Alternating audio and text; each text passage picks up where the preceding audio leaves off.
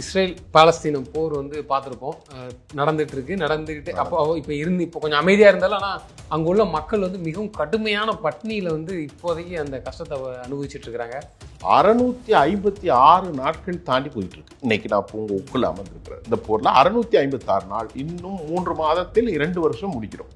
Ukraine போர் 1000 நாட்களை தாண்டி போயிட்டு இருக்கு. இந்த போர்ல கிட்டத்தட்ட 60,000 பொதுமக்கள், குழந்தைகள், 20,000 25,000 பிரெக்னன்ட் லேடி பொதுமக்கள் எல்லாரும் குண்டுக்கு இறந்து போயிட்டார்கள். இன்னும் 1,42,636 வைத்துக்கொள்ள 1,40,000 மேல் ஊனமுட்ட நிலையில் கண்கால்கள் போய் எல்லாம் இருக்கிறார்கள். பெஞ்சமின் நெத்தானியாஹு அல்டிமேட் கோல் என்னன்னு சொன்னா, the people have been relocated. அவர்கள் அங்கிருந்து ரீலொகேட் ஆகணும், வெளிநாடுகளுக்கு போகும், இல்லைன்னா நான் உங்களை சாகடிப்பேன் அப்படிங்கிறது தான் அவருடைய விஷயம். இப்போ கடுமையான போர். இந்த போர்ல ஹமாஸ் அழிகிறதா இஸ்ரேல் அழிகிறதா என்பதை தாண்டி போருக்கு சம்பந்தமே இல்லாத அப்பாவிகள் செத்து கொண்டிருக்கிறாங்க. அப்பாவுடைய எல்லை பகுதி ஷட் டவுன், மூடப்பட்டிருக்கிறது. ஜோர்டானுக்கு போகணும், அங்கேயும் மூடப்பட்டிருக்கிறது. உள்ளே இருக்கிற ஒட்டுமொத்த இடத்தினுடைய அளவு சென்னை அளவுக்கு தான், ஒரு டிஸ்ட்ரிக்ட் தான். அவங்க எங்கேயுமே போக முடியாது, அதுக்குள்ளே கிடந்தான் சாகணும். அமெரிக்கா தான் பணத்தை கொடுக்கிறார்கள். யாருக்கு? யூதர்களுக்கு. ஆனால் அமெரிக்கா பணத்தை கொடுக்கும், இந்த பணத்தை அமெரிக்காவுக்கு கொடுப்பது யார் என்றால் சவுதி அரேபியா, யுனைடெட் அரபு எமிரேட்ஸ், கத்தர், குவைத் மற்றும் பஹ்ரைன் போன்ற நாடுகள் எல்லாரும் மொத்தமாக அமெரிக்காவுக்கு பணத்தை அள்ளி கொடுக்கிறார்கள். இன்னும் 2 பேருக்கும் 13 லட்சம் ஆயுதத்தை கொடுத்துட்டாங்க. 13 லட்சம் கோடிக்கு ஆயுதத்தை சவுதிக்கும் கொடுத்தாச்சு.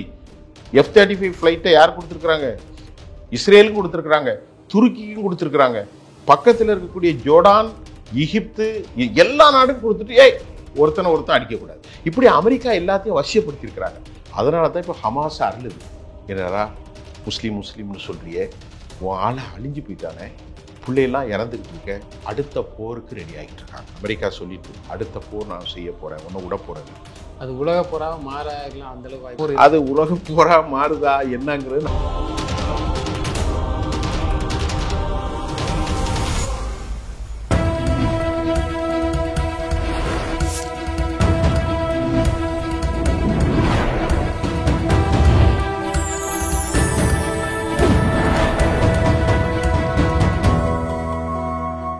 சேனல் 5 தமிழ் நேயர்களுக்கு வணக்கம். இன்றைய நேர்காணலில் நம்மோடு பேச இருப்பது மூத்த பத்திரிகையாளர் சுஃபியான் அவர்கள். சார் வணக்கம். சார் வணக்கம் ரூபன். சார், இஸ்ரேல் பாலஸ்தீனம் போர் வந்து பார்த்துருப்போம். நடந்துக்கிட்டு இப்போ கொஞ்சம் அமைதியாக இருந்தாலும், ஆனால் அங்கே உள்ள மக்கள் வந்து மிகவும் கடுமையான பட்னியில் வந்து இப்போதைக்கு அந்த கஷ்டத்தை அனுபவிச்சுட்டு இருக்கிறாங்க. அரபு நாடுகள்லாம் ஏன் சார் அவங்களுக்கு உறுதுணையாக நிற்க மாட்டேங்குது? ஏன்னா அவங்க இதுதான் ஒரு இஸ்லாமிய சேர்ந்தவர்கள் தான். இது என்ன காரணம்? ரொம்ப கரெக்டாக அந்த அப்டேட் எப்படி கேட்குறீங்கன்னு தெரியல. இன்றைக்கு காலையில் வந்த செய்தியை நீங்கள் கேட்குறீங்கன்னு நான் நினைக்கிறேன். கஸாவில் 23 லட்சம் மக்கள் இருக்கிறார்கள், அதாவது பலஸ்தீனத்தில். இந்த நகரம் 3 மதங்களுக்கும் ஒரு சிறப்புமிக்க நகரம். குறிப்பாக ஜீசஸ் கிரைஸ்ட் அவர்கள் பெத்லஹேமில் தான் பிறந்தார்கள். அதே மாதிரி யூத மக்கள், இந்த பேப்டிசம் என்று சொல்லக்கூடிய கிறிஸ்தவ அந்த வழிமுறைகளே இருக்கக்கூடிய எப்ரஹாமிக் ரிலீஜன், அதனுடைய பேர்த் இங்கே தான், இஸ்லாம். இப்போ இதில் என்ன விவகாரம் அப்படின்னு பார்த்தா, இந்த ஒரு சின்ன விஷயத்தை சொல்லிடுறேன். 3 மதங்களும் ஒருமையான கருத்தை நம்புகின்றது. 3 மதங்களும் ஆப்ரஹாமுடைய வழித்தொண்டர்கள், அதாவது இப்ராஹிம், ஆப்ரஹாம். அதில் முக்கியமாக ஜெருசலேம் நகரத்தில் அல்-அக்ஸா மசூதி என்று ஒன்று இருக்கிறது, அது மேற்கு கரையில். ஜீசஸ் கிரைஸ்டினுடைய கடைசி வருகையை எதிர்பார்த்து காத்திருப்பவர்கள் கிறிஸ்தவர்கள் மட்டுமல்ல.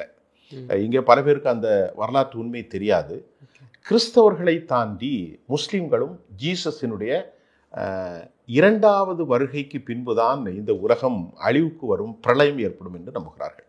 ஆக இது ஒரு புனிதமிக்க ஒரு நகரம் ஜெருசலேம். அந்த ஜெருசலத்தில் ஒரு பாட்டு தான் காசா.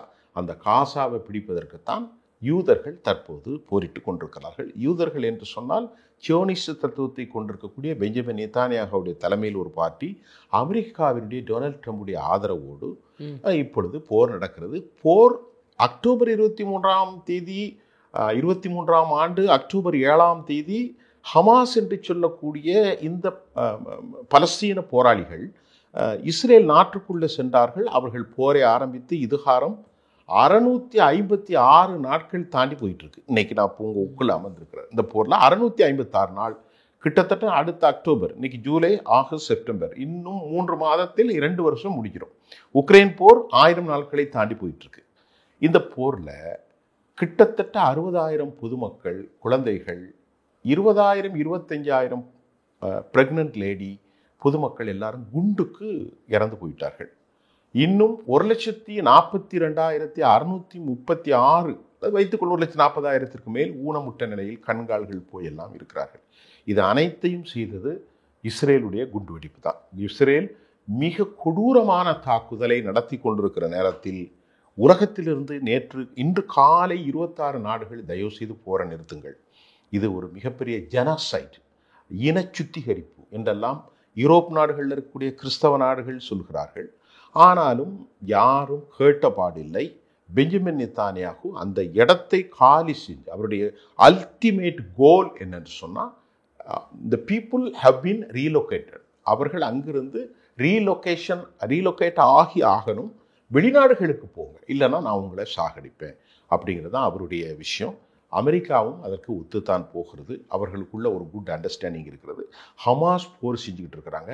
ஹமாஸுக்கு ஈரானுடைய ப்ரக்சியாகிய ஹிஸ்புல்லாக்களும் ஹூதிக்கள் என்று சொல்லக்கூடிய ஹவுதிக்கள், அவர் யெமனிலிருந்து செயல்படுகிறார்கள். ஹிஸ்புல்லா லெபனானிலிருந்து செயல்படுகிறார்கள். இஸ்லாமிக் ரெசிஸ்டன்ட் ஆக்ட்ஸ்ன்னு சொல்லி இருக்கக்கூடிய இந்த முஜாஹித் ஜிஹாத் கோஷ்டிகள் ஏராளமான பேர் இருக்காங்க. இப்போ கடுமையான போர். இந்த போரில் ஹமாஸ் அழிகிறதா இஸ்ரேல் அழிகிறதா என்பதை தாண்டி போருக்கு சம்பந்தமே இல்லாத அப்பாவிகள் செத்து கொண்டிருக்கிறாங்க. ஆனால் அவங்கள வெளியே போகிறாங்களான்னு கேள்வின்னு கேட்டீங்க. வெளியே போகிறதற்கான வாய்ப்பு இல்லை. ரஃபாவுடைய எல்லை பகுதி ஷட் டவுன், மூடப்பட்டிருக்கிறது. ஜோர்டானுக்கு போகணும், அங்கேயும் மூடப்பட்டிருக்கிறது. உள்ளே இருக்கிற ஒட்டுமொத்த இடத்தினுடைய அளவு சென்னை அளவுக்கு தான், ஒரு டிஸ்ட்ரிக்ட் தான். தூத்துக்குடி மாவட்டத்தை மாதிரி வச்சுக்கிடுங்க, அல்லது தென்காசி மாவட்டத்தை மாதிரி வைத்துக்கோங்க. அவங்க எங்கேயுமே போக முடியாது, அதுக்குள்ளே கிடந்தான் சாகணும். இவங்க வம்பாடன் போடுறாங்க. அவங்க கொரில்லா தாக்குதலை இப்போ ஒரு 2 மாதமாக ஆரம்பிச்சிட்டாங்க. ஆம்புஷ் தாக்குதல். ஆம்புஷ்னா மறைந்திருந்து தாக்கக்கூடிய தாக்குதல்.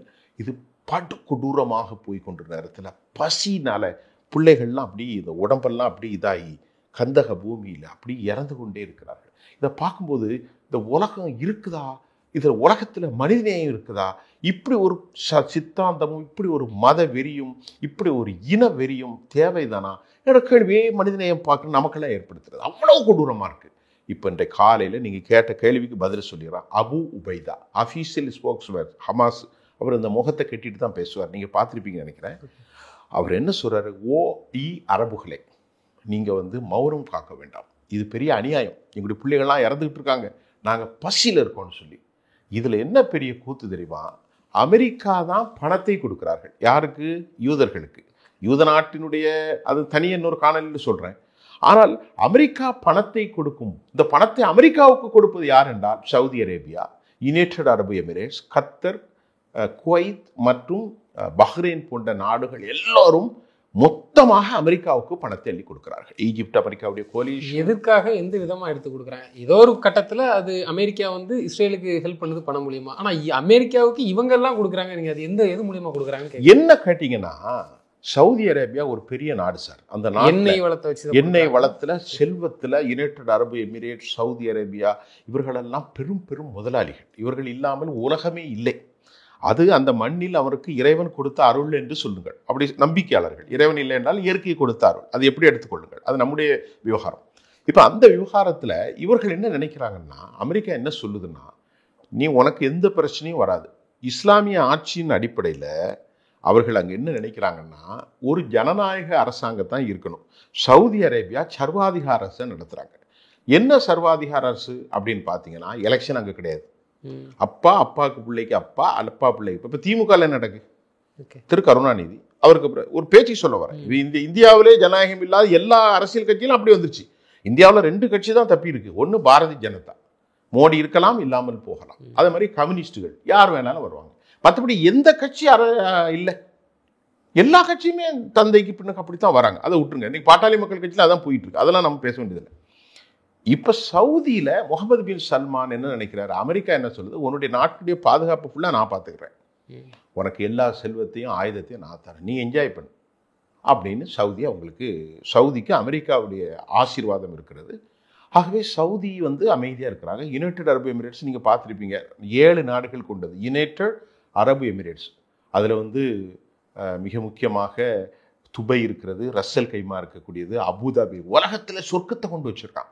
இந்தியாவில் இருக்கக்கூடிய அவ்வளோ ஹாலிவுட் நடிகர்களும் யார், நம்ம தமிழ்நாட்டில் பிரபலமான நடிகர்கள் எல்லாரும் அங்கே போய் இன்வெஸ்ட்மெண்ட் பண்ணுறான். அங்கே உங்களுக்கு என்ன கிடைக்கணும், எல்லாம் கிடைக்கும். உலகத்தில் எல்லா நாட்டுடைய மது கிடைக்கும், எல்லா நாட்டுடைய மங்கைகளும் கிடைக்கும், எல்லா நாட்டினுடைய உணவுகளும் கிடைக்கும். There is no barricade, no restriction, but so called Islamic nation. அது அழைப்பது இஸ்லாமிய நாடு துபையில். அங்கே எல்லாம் கிடைக்கிது. அமெரிக்காவுடைய பாதுகாப்பிற்கு யாரும் கை வைக்க முடியாது. இப்போ நீங்கள் கேட்ட கேள்விக்கு பதில் வந்துடுச்சு. ஏன் சார் அரபு நாடுகள் பணம் தள்ளி கொடுக்குறாங்க அமெரிக்காவுக்கு? அவன் பாதுகாப்பு கடல்ல இருந்தே அமெரிக்கா பார்த்துக்கிட்டு இருக்கு. ஒரு எல்லையில் ஒருவன் கூடும் பண்ண முடியாது. அப்படிப்பட்ட பணங்களை மொத்தமாக அமெரிக்கா கொடுத்து நீ ஜாலியாக இரு. இப்போ மொத்தத்தில் ஒரு துப்பாக்கி எடுக்கிறாங்க சார், உங்கள் கையில் ஒரு துப்பாக்கி, என் கையில் ஒரு துப்பாக்கி, நானும் அமெரிக்காவுடைய ஆள், நீங்களும் அமெரிக்காவுடைய ஆள். இன்னும் 2 பேருக்கும் 13 லட்சம் ஆயுதத்தை கொடுத்துட்டாங்க. 13 லட்சம் கோடிக்கு ஆயுதத்தை சவுதிக்கும் கொடுத்தாச்சு. F-35 ஃப்ளைட்டை யார் கொடுத்துருக்குறாங்க? இஸ்ரேலுக்கும் கொடுத்துருக்குறாங்க, துருக்கிக்கும் கொடுத்துருக்குறாங்க, பக்கத்தில் இருக்கக்கூடிய ஜோர்டான், எகிப்து, எல்லா நாடுக்கும் கொடுத்துட்டு ஒருத்தன் அடிக்கக்கூடாது. நான் சொல்கிறேன் புரியுதா? ஒரே பற்றையில் துவைத்து போத்த என்னது கத்தி, நம்ம ஊர் பாசையில் சொல்ல போனால் அதை ரூபன் கையிலையும் கொடுத்துட்டாங்க, என் கையிலையும் கொடுத்துட்டு நீ ரூபனை தாக்கக்கூடாது, நான் உங்க தாக்கக்கூடாது, நான் வச்சுக்கிட்டே இருக்க வேண்டியதான். இதில் ஒருத்தர் மட்டும்தான் சொல்கிறேன். புரியுது உங்களுக்கு? இது ஒரு இன்ட்ரெஸ்டாக இருக்கு. அப்போ நீங்கள் 13 லட்சம் கோடியை கொடுத்துட்டீங்க, நான் ஒரு 5 லட்சம் கோடியை கொடுத்துறேன், 10 லட்சம் கோடியை கொடுத்துறேன். இப்படி அமெரிக்கா எல்லாத்தையும் வசியப்படுத்தியிருக்கிறாங்க. அதனால தான் இப்போ ஹமாஸ் அருளுது. என்னடா முஸ்லீம்னு சொல்றியே, உன் ஆளை அழிஞ்சு போயிட்டானே, பிள்ளையெல்லாம் இறந்துக்கிட்டு இருக்க, வறுமையில் சாகுறாங்க. இதில் பெரிய கொடூரம் என்ன சார்? நீ காலில் பார்த்தேன் இந்த செய்தியில் சார். இங்கே இருக்கிறாங்க சார் பக்கத்தில், அந்த எல்லையில் ட்ரக்காக நிற்குது சார். சார் நம்ம இந்த பார்டரில் இருக்கோம் சார், அந்த பார்டரில் பார்த்தா 100கணக்கான ட்ரக்கில் உணவுகள் இருக்குது சார், இங்கே வரக்கூடாது, ஆனால் சேர்த்துக்கிட்டு இருக்கான். நான் நினச்சேன், உலகத்தில் மனித நேயத்தில் டாப் மோஸ்ட் கண்ட்ரி நம்ம நாடு தான் சார். இந்தியாவை மாதிரி இந்த நாட்டில் பிறந்ததே பாக்கியம் செஞ்சுருக்கணும். அப்படி ஒரு சிறப்பு மிக்க கண்ட்ரி. 1-2 அங்கங்கே நடக்குது மத சண்டை, ஜாதி சண்டை. மற்ற நாடுகள்லாம் மனிதர்கள் இருக்கிறார்களா, விஷ ஜந்துக்கள் இருக்கலாம். நம்ம நாட்டை மாதிரி நீங்களாம் நான்லாம் உலகத்தில் போகாத நாடு இல்லை, அப்படி எல்லா நாடும் போயிட்டேன். நம்ம நாட்டில் பிறந்தது இந்த தேசத்துக்கு பெரும் பாக்கியம். அவ்வளோ மனிதநேயம். 1-2 இருக்கு, எல்லா இடத்துலையும் 1-2 வருவாங்க, அதெல்லாம் காரம் மதிக்க செஞ்சிடும். அப்படிப்பட்ட நாட்டில் ட்ரக்கை நிறுத்தி வச்சிருக்கா, சோறு கொடுக்க மாட்டேன். 700 ட்ரக், இன்னைக்கு 800 ட்ரக் சாப்பாடு எல்லாம் அப்படி எத்தியோப்பியா மாதிரி, கானா மாதிரி செத்து போயிட்டு இருக்காங்க. அதுதான் அபூ உபைதா சொல்றாரு, அரபுகளே உங்களுக்கு இரக்கம் இல்லையா, எப்படி சாகடிக்கிறீங்களே, கர்ப்பிணிகள் செத்து போறாங்களே, 7 குழந்தைகள் செத்து போறாங்களே. இதுல பெரிய கொடூரம் என்ன தெரியுமா ரூபன் சார்? இஸ்ரேலில் இருக்கக்கூடிய பொதுமக்கள் இருக்காங்களா, அவர்களும் கண்ணீர் வடிக்கிறாங்க. ஐயோ பாவம், கொலை செய்யாதீங்க. மனிதர்கள் தானே சார். இதுதான் நடந்துகிட்டு இருக்கு. இதுதான் அரபுகள் ஏன்னு கேட்டீங்கல்ல, நீங்க கேட்டீங்கல்ல, இப்ப பதில் புரிஞ்சுட்டு அமைதியா. இதுல ஒருத்தர் மட்டும் உறுதியா இருக்காருன்னு ஒத்துக்கலாமா? ஈரான், அயத்துல்லா கமேனி மட்டும், அந்த கண்ட்ரி மட்டும். ஏன்னா அது என்னதான் இதுக்கு முன்னக்கூட்டி ஈரான் ஆட்சி செய்தது ஒரு மன்னராட்சி முறைங்கிற அடிப்படை. அது அமெரிக்கா ட்ரை பண்ணிக்கிட்டு இருக்கு, ஆனா இன்னும் அதை பண்ணலை. கமேனி மூலயமா ஒரு மதகுருவை வச்சு ஒரு வகையான ஒரு ஆட்சி ஈரான் நடந்துட்டு இருக்கு. இவங்க மட்டும் உறுதியா இருக்கிறாங்களா பாலஸ்தீனத்து மக்களுக்கு உதவியாகவும்? இந்த கோணத்தை எப்படி பார்க்குறாங்க சார்? இப்போ ஈரான் மட்டும் இல்லை சார், உலகத்தில் 193 நாடுகள், 195, 96 வைத்துக் கொள்ளுங்கள். அதில் 146லேருந்து 56 நாடுகள் பலஸ்தீனத்தினுடைய 2 ஸ்டேட் சொல்யூஷன் கேட்குறாங்க. அந்த பலஸ்தீனம் என்னங்கிறத முதல்ல நம்ம தெரிஞ்சாதான் நம்ம பேசணும். பலஸ்தீனங்கிறது அரபுகளுடைய மண். உதாரணத்துக்கு சொன்னா, ஜீசஸ் கிரைஸ்ட் அவர்கள் பிறந்த மண்ணு தான் அந்த பெத்லஹேம். அது எங்க இருக்கு? அது ஜெருசலேம் இங்கதான் இருக்கு. பாலஸ்தீனத்துக்குள்ள இருக்கா? பாலஸ்தீனம் தான், மேற்கு கரை. இப்போ நம்ம என்னன்னா எப்படி சொல்றது, சென்னை ஒரு பகுதி இருக்கு சார், செங்கல்பட்டு ஒன்று இருக்குல்ல சார், அதே மாதிரி சென்னையும் செங்கல்பட்டு பக்கத்துல சார். அது மாதிரி அங்கே ஜீசஸ் கிரைஸ்ட் பிறந்த ஊர், இங்க இது அதுல அல்-அக்ஸா மசூதின்னு ஒண்ணு இருக்கு. அதுல தான் முகமது நபி இறைவனை பார்க்க சென்றாருன்னு நம்புறாங்க. அது மாதிரி இவங்க தொப்பி போட்டுக்கிட்டு யூதர்கள் தன் பாவத்துக்கு அங்கத்தான் அடிப்பாங்க. இப்ப நம்முடைய கிறிஸ்தவ சகோதரர்கள் போய் ஜீசஸனுடைய அவருடைய தாய் மேரியுடைய சிறப்பு மிக்க அந்த இதெல்லாம் அங்க எல்லாமே ஒரே யூனிட் தான். இப்ப என்ன அப்படின்னு சொல்லி இப்போ பார்த்தேன்னா, நீங்க என்ன கேட்டீங்க, இப்போ இந்த ஈரானை தவிர மற்றவங்க ஏன் அப்படின்னு கேட்கணும்னா, இப்போ இதுல என்ன பிரச்சனை அப்படின்னு கேட்டேன்னா, ஏற்கனவே பைபிளுடைய வரலாற்றின் அடிப்படையில ஃபேரோன் அப்படிங்கிற ஒரு மன்னர், அந்த மன்னர் அடிமைகளாக யூதர்களை நடத்துகிறார். எங்க? எகிப்துல. அப்பொழுது மோசே பிதா ஆண்டவரிடத்திலே தன்னுடைய வாக்கு தத்தத்தை கொடுத்து இந்த பாவிகளை ஃபேரோனிடத்திலிருந்து இந்த மக்களை எல்லாம் காப்பாற்றி கானான் தேசத்துக்கு செல் என பிபிலிக்கல் நாம்ஸ் பைபிள் தன் வசனத்தில் தெளிவுபடுத்துறது. அப்ப அங்கிருந்து அவர்கள் இது ஒண்ணுதான் ஆதாரம். அங்கிருந்து யூதர்கள் டிஸ்பிளேஸ்டு ஃப்ரம் ஈஜிப்ட் டு இங்க ஸ்லேவா வந்துட்டாங்க. அப்ப இங்க ஒரு மக்கள் தான், வாழுகிறவர்கள் தான் இந்த பெலஸ்தீயர்கள், பிளாத்தியர்கள் பைபிள்ல வருது என்று சொல்லக்கூடிய இந்த பலஸ்தீனர்கள். இவர்கள் அங்க இருக்கிறார்கள். அப்பொழுது இஸ்லாம் கிடையாது. இஸ்லாம் வெறும் 1500 ஆண்டுகள் தான் ஆகிறது. அதுக்கு அப்புறம் இந்த மக்கள் வாழுகிறார்கள். இவர்கள் இங்கிருந்து உலகம் முழுவதும் ஊரை காலி பண்ணிட்டு போயிட்டாங்க. அமெரிக்காவுக்கு போயிட்டாங்க, யூரோப்பு போயிட்டாங்க, இந்தியாவில் கொஞ்சம் பேர் கொச்சியில் இருக்காங்க, ஸ்ரீலங்காவில் கொஞ்சம் பேர் இருக்கிறாங்க, வேர்ல்டு ஃபுல்லாக போயிட்டாங்க. இஸ்ரேலியர்கள் அவங்க ரொம்ப ஒரு அறிவாளி சமூகம், மிகப்பெரிய அறிஞர்கள், மிகப்பெரிய தத்துவார்த்தவாதிகள். அப்போ அங்கே இருக்கக்கூடிய கிறிஸ்தவர்கள்லாம் அவர்களை அடித்து விரட்டுகிறார்கள். எங்கே? ஐரோப்பாவில். இவர்கள் ஜீசஸை கொலை செய்தவர்கள். அது மட்டும் இல்லாமல் எங்கே போனாலும் இவங்க ஒரு டாமினேட்டிங் ஃபோர்ஸ். யார்? யூதர்கள். ரொம்ப கொடூரமாக சிந்திப்பாங்க. வட்டி தொழிலில் மிகப்பெரிய ஆட்கள் அவங்க. அப்போ அவங்க யோசிக்கிறாங்க, இவங்க நம்மளை அடிமைப்படுத்துகிறான், ஜீசஸை வேற கொலை செஞ்சான்னு சொல்லிட்டு நாஜிக்களின் மூலமும் இவர்கள் வெறுப்புக்கு உள்ளானார்கள். எங்க? ஹிட்லருடைய ஜெர்மனில். அப்பந்தான் ஆண்டர் ஃபால்சன்கிறவர் இவர்களுக்கு ஒரு பூமி வேணும் அப்படின்ட்டு நியமிக்கிறாங்க. இது எப்போ? 1900களில், ஒரு 125 வருஷத்துக்கு முன்னாடி. அப்போ தான் ஒதுமானிய பேரரசுடைய ஆட்சி இந்த பலஸ்தீனத்தில் நடக்கிறது. 1918 நான் சுருக்கமாக சொல்லிடுறேன், பலஸ்தீனம் பிரிட்டானியாக்களின் கையில் வீழ்ச்சி அடைகிறது. உலகம் நமக்கு இந்தியாவுக்கு சுதந்திரம் கொடுத்தாங்க இல்லையா, அதை மாதிரி அங்கே உள்ள நாடு பிரிட்டானியர்களுடைய கையில் வருது. அப்போதே பால்மர் டெக்ளரேஷன் யூதர்களை வாழ வைக்கிறதுக்கு ஒரு பூமி வேணும் அப்படின்னு அவங்க கேட்குறான். அப்போ எங்கே போகிறது? அர்ஜென்டினாவுக்கு போகலாமா, யூரோப்பில் போனோமா? கடைசியில் என்ன சொல்கிறாங்க? சியோனிச தத்துவங்கள் இல்லை, எங்கள் மூதாதையர்கள் எங்கு வாழ்ந்தார்களோ அந்த பலஸ்தீனத்துக்கு நாங்கள் வருவோம் என்று அவர்கள் சொல்கிறார்கள். அங்கே அரபுகளில் பெட்ரோலும் கிடையாது, ஒன்றும் கிடையாது. அவன் என்ன பண்ணுறான்? அரபு எல்லாரும் வாங்கன்னு கூப்பிட்டு உட்கார வைக்கிறான். இந்த பலஸ்தீனம் உட்காந்து அவனுக்கு சாப்பாடெல்லாம் கொடுத்து ஒன்று போல் இருக்கும்போது யூதர்கள் என்ன செய்கிறாங்க? கொஞ்சம் கொஞ்சமாக லேண்டை பர்ச்சேஸ் பண்ணுறாங்க. இதுதான் வரலாறு.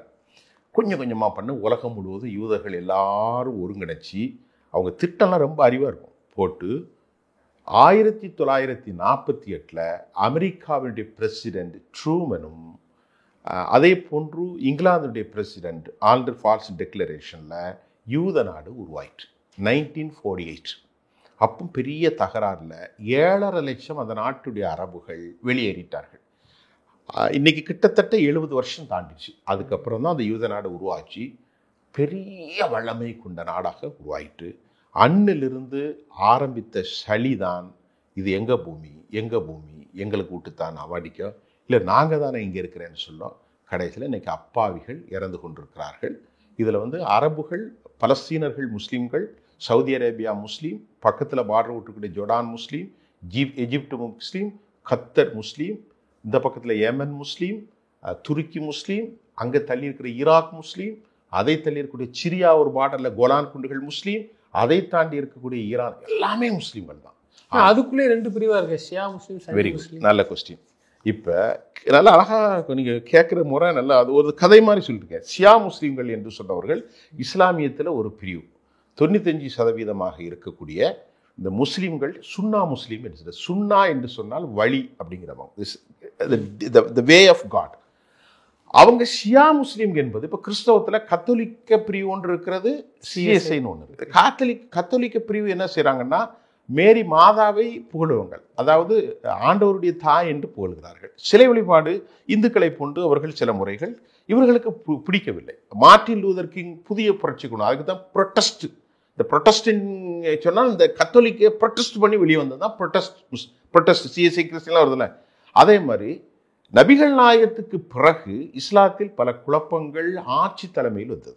அவருக்கு பின்னாடி 4 கலீஃபாக்கள் என்று சொல்லக்கூடிய தளபதிகளுக்கு பின்பு நபிகள் நாயகத்துடைய பேரனை ஒரு போரில் கொலை செய்யப்பட்டு விட்டார், வெட்டி கொண்டு விட்டார்கள். அவர்தான் உண்மையான இறை தூதர் என்று ஒரு குரூப் உருவானாங்க. முஆவியாங்கிற ஒரு ஆட்சியாளருக்கு எதிராக நபிகள் நாயகத்துடைய பேர், அந்த பிரிவு தான் ஷியா பிரிவு. இந்த சுன்னா முஸ்லீம்களுக்கும் அந்த ஷியாவுக்கும் என்ன வித்தியாசம் தெரியுதா? இதில் அந்த ஷரியத், இந்த நீங்கள் கேள்விப்பட்டிருப்பீங்க தௌஹீதுன்னு சொல்கிறது. இப்பொழுது இருக்கக்கூடிய உலக முஸ்லீம்கள் அனைவரும் ஏக இறைவன் ஒருவனைத்தான் வணங்க வேண்டும். There is uh no god but Allah. அவனுக்கு எந்த விதமான உருவமும் கிடையாது. அப்படிதான் ஏற்கனவே இஸ்லாமிய அடிப்படை. அமெரிக்காவில் போனாலும் அப்படித்தான், இந்தியாவில் அப்படி தான் இருப்பாங்க. இப்போ இங்கேயே பார்க்குற தௌஹீது ஜமாத்துலாம் ஒரு குரூப்லாம் அதை தான் சொல்லிட்டு இருக்காங்க. ஆனால் ஷியா பிரிவு என்றால் அப்படி இல்லை, பிராமணிக்கல் ஸ்ட்ரக்சர் மாதிரி. இந்த பிராமின்ஸ் நம்ம ஒரு குரு இருப்பாங்க, அந்த குரு தான் எல்லாத்தையும் பண்ணுவார். அதை மாதிரி சீக்கியர்கள் குரு இருக்காங்க. அந்த மாதிரி ஒரு குருவின் மூலம்தான் நாம் பரமாத்மாவை அடைய முடியும் என்று அவர்கள் நம்புகிறார்கள். ஷியா முஸ்லீம். ஷியா முஸ்லீம். இந்த ஷியா முஸ்லீம்ங்கிறவங்க தான் ஷியா முஸ்லீமோட ஷியா முஸ்லீம் முஸ்லீம் தான். இது சுன்னி முஸ்லீம், அது ஷியா முஸ்லீம். இந்த அப்ப ரெண்டுமே வேற மதம் மாதிரி. இவங்க தான் அந்த 90% இருக்கிறது தான் 90% சுன்னா முஸ்லீம். சுன்னா முஸ்லீம். ஷியா முஸ்லீம் எங்களா இருக்கிறேன்னு சொல்லட்டா, லெபனான்ல இருக்காங்க ஹிஸ்புல்லா ஷியா முஸ்லீம். இப்ப போராடுறாங்க இல்லையா, ஹிஸ்புல்லா ஷியா முஸ்லீம். ஹமாஸ் சுன்னா முஸ்லீம். நல்லா கவனிச்சுக்கிடுங்க. ஏமன்ல ஹவுதிகள் இருக்காங்கல்ல, அமெரிக்காவில் அடிக்கிறதுல, அவங்க ஷியா முஸ்லீம், அன்சருல்லா. ஈரான் முழுக்க முழுக்க ஷியா முஸ்லீம். ஈராக் 50% ஷியா முஸ்லீம், 50% சுன்னா முஸ்லீம். நல்லா கவனிங்க சார். சவுதி அரேபியா முழுமையாக சுன்னா முஸ்லீம், இந்தியா முழுமையாக சுன்னா முஸ்லீம். புரியுதா உங்களுக்கு? அவங்க இந்தியாவை ஏன் சொல்றோம்னா உங்களுக்கு விளங்கணுங்க மாதிரி. அதே மாதிரி துபாய், எல்லா நாடுகளுமே சுன்னா முஸ்லீம் தான். அதுல பஹ்ரைன்ல கொஞ்சம் இருக்கிறாங்க, ஓமன் இப்படி கொஞ்சம் கொஞ்சம் இருக்காங்க. ஆனா ஒட்டுமொத்த உலகம் முழுவதும் இந்த சுன்னா முஸ்லீமுடைய பிரிவுல இறந்து போன சமாதிகளை வணங்கக்கூடாது, சிலை வழிபாடு கிடையாது. கிட்டத்தட்ட இந்த ப்ராட்டஸ்டன்ட் கிறிஸ்டியன்ஸ் மாதிரி தான்.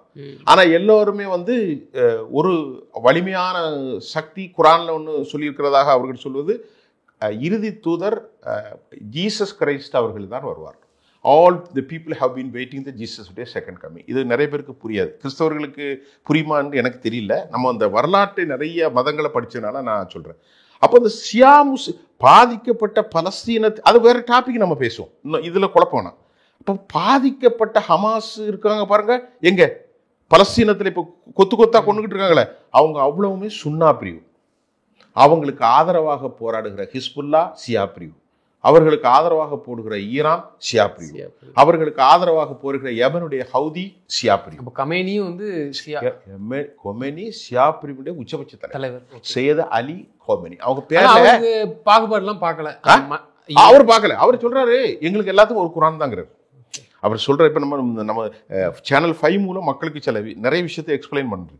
அதாவது சார், அவர் என்ன சொல்றாரு, ஒரு இறைவன் தான் இருக்கான், ஒரு குரான் தான் இருக்கிறது, prophet Muhammad the final prophet of முஸ்லீம்.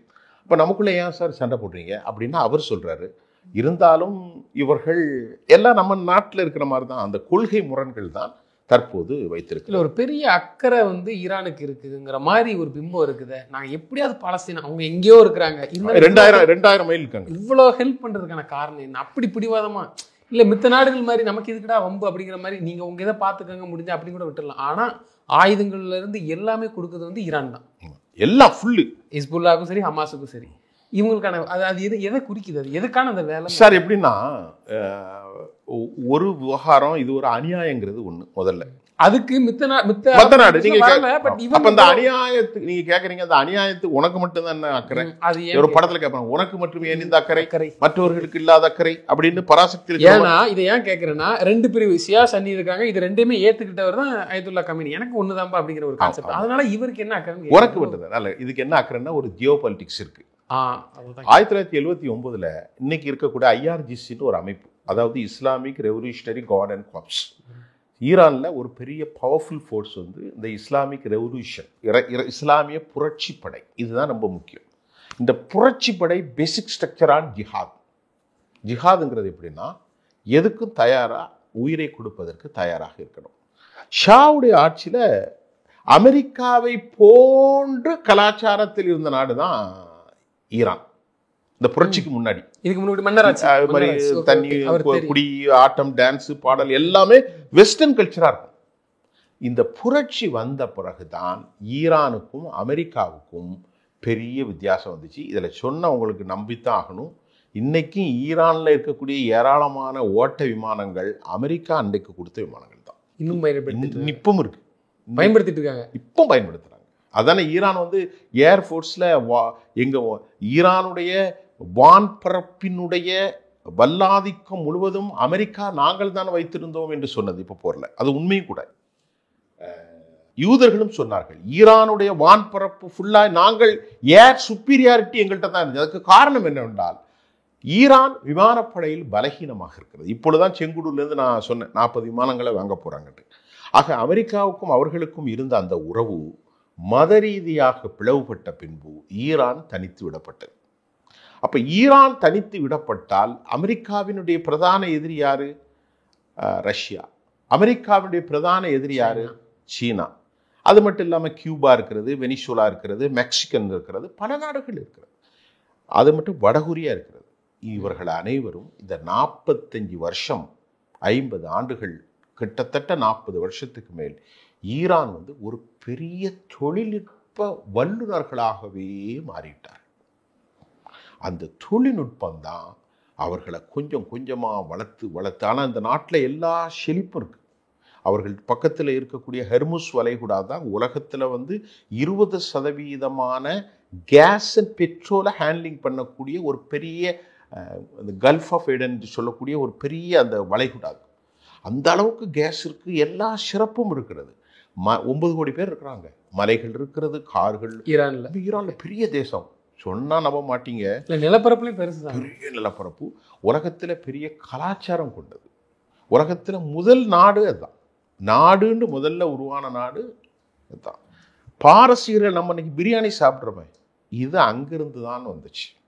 ஆரியர்கள் பிராமணர்கள் சொல்றோமே, பிராமணர்கள், இந்த பிராமணர்களும் ஈரானியர்களும் ஆரிய வழித்தோன்றர்கள் தான். முஸ்லீம்கள்னா புதுசா சட்டியிலேருந்து செய்யறது இல்லை, எல்லாமே இந்துக்களை. இங்கே இருக்கிற முஸ்லீம்கள் எப்படி ராமசாமி யாராவது ஒரு செட்டியார் நாடார்லேருந்து மதம் மாறினாங்களோ அப்படித்தான் அங்கேயும் பாரசீகர்கள், அங்கிருந்து இடமாற்ற வந்தவர்கள் தான் இந்தியாவில் இருக்கக்கூடிய பிராமணர்கள், ஆரிய வம்சம் என்று சொல்லப்போம். ஆரியர்கள்னா ஒரு சுப்பீரியர் பவர். இந்த அரபுகளை விட அவங்க கொஞ்சம் மைண்டு மூளை ஷார்ப்பாக இருக்கும். யாரு? பாரசீகர்களுக்கு. அந்த அந்த அந்த பிரெயிட்ல தான், அந்த 40 வருஷம் வறுமையில் தான் அவன் இவ்வளோ கண்டுபிடிக்கல செஞ்சுட்டான். அன்றைக்கி ட்ரோன் சிஸ்டத்தில் அவன் தான் ஃபஸ்ட்டு. மிசைல் சிஸ்டத்தில் அவன்கிட்ட என்னெல்லாம் இருக்குது? அல்ஃபத்தா இருக்குது, சிஜில் இருக்குது, கைபர் ஷாக்கான் இருக்கிறது, இன்னும் சொல்லிக்கிட்டே போகலாம். எல்லாமே பலிஸ்டிக் ஏவுகணைகள். பலிஸ்டிக் எப்படின்னா அது வந்து லிக்யூடில் தான் இயங்கும், அதாவது கிராவிடேஷனல் ஃபோர்ஸில் வராது. அது மாதிரி ஹைப்பர்சோனிக், சூப்பர் சோனிக், 2000 கிலோமீட்டர்லேருந்து அவ்வளோ ஏர் டிஃபென்ஸ் சிஸ்டத்தையும் அடித்து கொண்டு வந்து போட்டானே. இன்னைக்கு பயங்கரமாக இஸ்ரேலில் வந்து எல்லாரும் அழிந்து போயிருந்தாங்க. எப்படி அழிஞ்சாங்க? இஸ்ரேல் இன்வின்சிபிள் ஃபோர்ஸ், ஒரு பொத்தான் அனுப்புனா உலகத்தை அழிச்சிருங்கிற அளவுக்கு இருந்த இஸ்ரேலில் 3000 பேர் இன்னைக்கு இறந்துட்டாங்க. பல நிலைகள். அதாவது நீங்கள் சொன்னா மொசாத் தலைமையகம், ஐடிஎஃபினுடைய தலைமையகம், அது மட்டும் இல்லாமல் அறிவுசார் தளத்தில் இருக்கக்கூடிய அந்த பேர் வைஸ்மேன், இது எல்லாமே தரமட்டமாக்கிட்டாங்க. 18க்கும் மேற்பட்ட அப்பார்ட்மெண்ட்ஸ் உருக்குலைந்து போயிட்டது. 50,000 பேர் எங்களுக்கு வாழ்வாதாரம் இல்லைன்னு அரசாங்கத்திட்ட பணம் கேட்குற லெவலுக்கு இன்னைக்கு செய்தி வந்திருக்கு. I have all authentic sources. If you have any doubt நீங்கள் போய் செக் பண்ணிக்கலாம். நான் சொல்கிறது எல்லாமே ஆதாரத்தோட எந்தெந்த பத்திரிகையில் வந்திருக்கிறதுன்னு சொல்லி. இன்னைக்கு அவங்க என்னன்னா, அமெரிக்கா வந்து என்ன சொல்லுது, நீ வந்து ஏனையா, நீ கேட்ட கேள்விக்கு பதில் வந்துடும். நம்ம இப்படி சுற்றிக்கிட்டே இருக்கக்கூடாது. நீங்கள் என்ன சொன்னீங்க, எல்லாருக்கும் இல்லாத அக்கறை உனக்கு என்னடா? அமெரிக்கா என்ன சொல்கிறான், நீ எல்லாரும் மாதிரி என்னுடைய ஆளர், நான் தர்றதை வாங்கு, நான் தர்றதை பண்ணு. புரியுதா உங்களுக்கு? சவுதி அரேபியாவுக்கு இல்லாத அக்கறை உனக்கு என்ன? பக்கத்தில் இருக்கானே, துருக்கி இருக்கானே, ஈஜிப்ட் இருக்கானே, அல்ஃபத்தா அல் சிசி, ஜோர்டான் அப்துல்லா இருக்கானே, முகமது பின் சல்மான் இருக்கானே, அவனுக்கு இல்லாத அக்கறை உனக்கு எதுக்கு? நீனும் அணு ஆயுதம் தயாரிக்காது. அப்போ இவன் கேட்குறான், அணு ஆயுதத்தை நாங்கள் வந்து for the purpose of civilian purpose, electricity பயனுக்குலாம் பயன்படுத்த போகிறோம். நோ, ஒரு பயனும் செய்யக்கூடாது. நான் சொல்கிறது தான் சட்டம். இதில் இஸ்ரேலில் 70லேருந்து 90 குண்டு இருக்கு. அதை பற்றி இன்டர்நேஷ்னல் ஆட்டமிக் எனர்ஜி ஏஜென்சி அமைதியாக இருக்கான். அதை பற்றி எதுவுமே கேட்கல. அணு அணுகுண்டை தயார் பண்ணி வச்சுருக்கான். அது குறித்து இன்டர்நேஷ்னல் ஆட்டோமிக் ஏஜென்சி ரஃபேல் குரோசி அதனுடைய பிரசிடென்ட் ரொம்ப அமைதியாக இருக்கார். அவர் பற்றி எந்த கவலையும் எதுவுமே. அவங்க யாருக்கு எதிராக நாங்கள் பயன்படுத்த மாட்டோம்னு சொல்லுவாங்க. ஆனால் இவங்க என்ன சொல்கிறாங்க, நீங்கள் வாங்க. யார் சொல்கிறா? இஸ்ரேல் ஈரான் சொல்லுது, நீங்கள் வாங்க, வந்து எங்கள் நாட்டை பாருங்கள், நாங்கள் என்ரீச் பண்ணுறோம். என்ரீச்ன்றது என்ன சொல்கிறதுனா, அது பெரிய டாபிக், நம்ம அப்புறம் சொல்கிறோம். யுரானியம், புளூட்டோனியம், அதெல்லாம் அது பெரிய விவகாரம். அதை வந்து இவன் என்ன சொல்கிறான், 3.67% மேலே அதை வந்து என்ரிச் செய்யக்கூடாது சார். இப்போ அந்த அணு ஆயுதங்களை நாங்கள் வந்து இது பண்ணுறதுக்கு 60% மேலே வந்துட்டாலே ஆபத்து. யுரேனியம், புளுட்டோனியம், இந்த மாதிரிலாம் பல மூலக்கூறுகள் இருக்குது. அதை வந்து அப்படியே உருமாற்றிகிட்டே இருப்பாங்க, அடித்து சாதாரணமாக இன்றைக்கி டீ போடுற மாதிரி போடலாம் முடியாது, பல வருஷம் ஆகும். அதை கொண்டு வந்து அதுக்கப்புறம் 60% மேலே அது ஆபத்தாக மாறும். எப்படி ஆபத்தாக மாறும்? 3.67% தான் இன்டர்நேஷ்னல் லிமிட்டு. இது வந்து ஒரு அக்ரிமெண்ட்டில் கையெழுத்து போட்டான். நான் வந்து ஈரான் செய்த தவறு, சர்வதேச அணு முகமை இதில் வந்து கையெழுத்து போட்டு நான் அணுகுண்டே தயாரிக்க மாட்டேன். இப்போ அவன் அதை கேட்குறான், அந்த ஆக்ஷன் என்ன அப்படிங்கிறான். வடகொரியா அதில் கையெழுத்து போடலை. நமக்கு அந்த திட்டம் வர முன்னாடி இந்தியாவில் போக்குறான்ல நம்முடைய தலைவர் வாஜ்பாய் அவர்கள் நின்றாங்க. நம்ம வெடிச்சு சக்ஸஸாக இந்தியாவில் நம்ம பண்ணிட்டோம். பாகிஸ்தானும் அணு ஆயுதங்கள் வச்சுருக்கிறாங்க. நம்ம வச்சுருக்கிறதுக்கு கீழே தான் பாகிஸ்தான் வச்சுருக்கு. நான் மட்டும் 300-400 இருக்கிறதா சொல்லப்படுது, 160 இருக்குது. அது வேற விவகாரம். அப்படிப்பட்ட நேரத்தில் ஈரானை அவர்கள் அழுத்தம் கொடுப்பதற்கு காரணம், நீ வந்து அணு என்ரிச் பண்ணவே கூடாது, அணு சென்ட்ரிஃபியூஜ் என்ரிச் பண்ண பிறகு 3.6% பண்ணணும். அதுவும் இப்போ என்ன சொல்கிறாங்க, அதுவும் ஓநாட்டில் வச்சு பண்ணக்கூடாது, வெளியே வச்சு பண்ணு. அது நான் வருவேன். அவன் சொல்கிறான், it is our sovereign right, we have a right to enrich. எங்களுக்கு உரிமை இருக்கிறது. எங்கள் ஒரு சாவரின் கண்ட்ரி, ஒரு இறையாண்மை கொண்ட ஒரு பெரிய தேசம். நாங்கள் எதுவும் செய்வோம். நீ வைத்து கொண்டிருக்கிறாய், உன்னுடைய ஆதரவாளர் வைத்திருக்கிறார், பக்கத்தில் இருக்கக்கூடிய இஸ்ரேல் வைத்திருக்கிறான், ஒரு குட்டி தேசம். நாங்கள் என்ரிச் பண்ணுகிறோம். எங்களுக்கு இஸ்லாமிய சட்டத்தின் அடிப்படையில் அணு ஆயுதங்களை உற்பத்தி செய்து பொதுமக்களை தாக்குவது, கொலை செய்வது மகா பாவம். நாங்கள் அந்த பாவத்தை செய்ய போவதில்லை, ஆனால் நல்ல பணிகளுக்கு செய்கிறோம், நீங்கள் வந்து பாருங்கள் என்று அவர்கள் கூப்பிட்டால், இல்லை, அணு ஆயுதமே ஒரு நாட்டில் இருக்கக்கூடாது. இப்போ அந்த B2 பாம்பரை வச்சு போட்டு நாங்கள் வச்சுட்டோங்கிறாங்களே, உண்மையில அழிச்சிட்டாங்களா இல்லை ரகசியமாக ஈரான் பண்ணிக்கிட்டு தான் இருக்குதா? இப்போ நான் உங்கள்கிட்ட, நீங்கள் வந்து அணு ஆயுதம்லாம் உங்களுக்கு தேவையில்லை சார், நான் உங்கள்கிட்ட கேட்குறேன் சார், உங்கள்கிட்ட கேட்குறேன். கூடங்குளம்னு ஒன்று இருக்குல்ல சார், தெரியுமில்ல சார்? தெரியும். உங்களுக்கு திருநெல்வேலி மாவட்டம் தானே? அங்கெல்லாம் வந்து பாருங்கள், ஏதாவது அணுக்கழிவு வந்துச்சுன்னா மதுரை வரைக்கும் பாதிக்குங்கிறாங்க. மதுரையே காலி. அது வந்து அந்த அளவுக்கு ஸ்ப்ரெட் ஆகும். கதிரியக்கம் வந்து பயங்கரம்.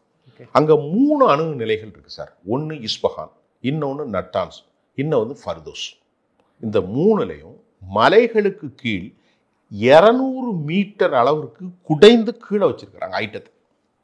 பெரிய வேலை, சாதாரணமான வேலை கிடையாது. அந்த நாட்டில் வந்து இயற்கையாகவே மலைகள் அவ்வளோ பயங்கரமாக இருக்குது. எங்கே? ஈரானில். அந்த மலைகளுக்கு கீழ் 500, 600, 700, we have a exact source இல்லை, ஆனால் அந்த அடி ஆழத்தில் தான் அவர்கள் வைத்திருக்கிறார்கள். நம்ம யூஸ் பண்றது வந்து எலக்ட்ரிக்கல் செக்டார் மட்டும். ஆமா, ரஷ்யா உதவியோட நம்ம பண்றோம். நம்மளுடைய டெக்னாலஜி, அது பல டெக்னாலஜி இருக்கு. இப்போ அவன் என்ன டெக்னாலஜியை பயன்படுத்தினான்னு இதுவரைக்கும் தெரியல. அதான் அமெரிக்கா அஞ்சுகிறது. அவன் ஒரு புதிய டெக்னாலஜி வச்சிருக்கானாங்கிறது தெரியல. அப்ப இந்த 3 இடங்கள்லையும் மலைகளை குடைந்து இஸ்பஹான், நட்டான்ஸ், இன்னொன்று என்ன சொன்னேன், ஃபர்தோஸ், இந்த 3லையும் அவங்க வச்சிருக்கிறாங்க ஆழமா. அதில் சென்ட்ரிஃபியூஜ் பண்ணி எடுக்கிறத இப்போ மேலேருந்து குண்டு ஒரே ஒரு இடத்துல மட்டும்தான் போட்டான், ஃபர்தோஸில். இஸ்பஹான்லேயும் நட்டான்ஸ்லேயும் குண்டு போடலை. B2 பாம்பர்ஸ்ன்னு சொன்னோம் இல்லையா? B2 பாம்பர்ஸ்னால் பயங்கரமான குண்டு. அந்த குண்டுடைய எடை எவ்வளோ தெரியுமா? 13,500 கிலோ, 13 டன்னு. மேலேருந்து போட்டால் என்ன ஆகும் விளங்குமா? அப்படின்னா இந்த குண்டை போட்ட உடனே சவுதி அரேபியா என்ன செஞ்சான், ஆஹா இந்த குண்டுனுடைய வெடிப்பு கதிரியக்கம் வந்தால் உடனே தெரிஞ்சிடும். ஒரு கதிரியக்கமும் வரல, மக்களும் சாவலை. இன்னைக்கு உலகமே அதான் பெரிய செய்தியாக இருக்கும். அப்போ அவன் சொல்கிறான், அங்கேருந்து டிஸ்பிளேஸ் பண்ணிட்டாங்கிறது வேற. அது மட்டும் இல்லாமல் வேற வேறு இடங்கள்ல வச்சுருக்கான்னு தெரியல. ஆனால் வெளியே பேசிக்கொள்றது இந்த 3 இடத்துல தான் இருக்குன்ட்டு அவன் சொல்கிறான். 2 இடத்துல கடல்ல இருந்து, நேவியிலிருந்து அடித்து தான் மேலேருந்து மிசைல் அட்டாக் பண்ணான். எங்கே? இஸ்பஹான்லேயும் நட்டான்ஸ்லேயும். நேரடியாக குண்டு போட்டது இந்த ஃபர்தோஸில். ஒரு மாற்றமும் வரல. ஆனால் ஈரானுக்கு வேறு அழிவுகள் வந்தது. எப்படி அழிவு வந்துச்சு தெரியுமா? ஆயிரக்கணக்கான பொதுமக்கள் கொல்லப்பட்டார்கள். மேலிருந்து குண்டை போட்டு அடிச்சாங்க.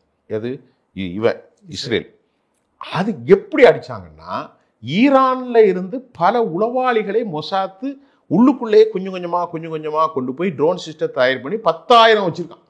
வச்சு அவன் உள்ள இருந்து அடிச்சது. மொசாத்து படனா மொசாத்து டைரக்டா வராது சார். இந்தியாவில் இருக்குன்னா இந்தியாவில் இருக்கிற மொசாத்தை உருவாக்கி அவர்களுக்கு மாசம் பணத்தை கொடுத்து அவன் சொல்லுவான் இந்த இடத்துல இருக்கான் சொல்லி அதை வச்சு அடிக்கிறதான். இஸ்மாயில் ஹனியை அடிச்சாங்க. ஈரான்ல 30க்கு மேற்பட்ட சலாமி போன்ற மூத்தவர்களை 11 அணு விஞ்ஞானிகளை முழுமையாக அழித்த காரணம் மொசாத்தினுடைய வல்லமையும் திறமையும் தான். அதுக்கப்புறம் அவங்க என்ன செஞ்சுட்டாங்க, ஒன்றை மட்டும் சொல்லிடுறேன். ஈரான்ல இருக்கக்கூடிய ரேடாரை அடிச்சு காலி பண்ணிட்டாங்க. ஈரானுக்குள்ள இருந்துக்கிட்டு ரேடாரை அடிச்சுட்டாங்க. ஃப்ளைட் மேல வந்துச்சு இல்லையா, ஏர் டிஃபென்ஸ் சிஸ்டம் வேலை செய்யல, ஃபுல்லா குண்டை போட்டு விட்டாங்க. இப்போ இவ்வளவு நடந்ததுக்கு அப்புறமும் ஈரான் வந்து, நான் சொல்ல புரிஞ்சுட்டா? புரியுது.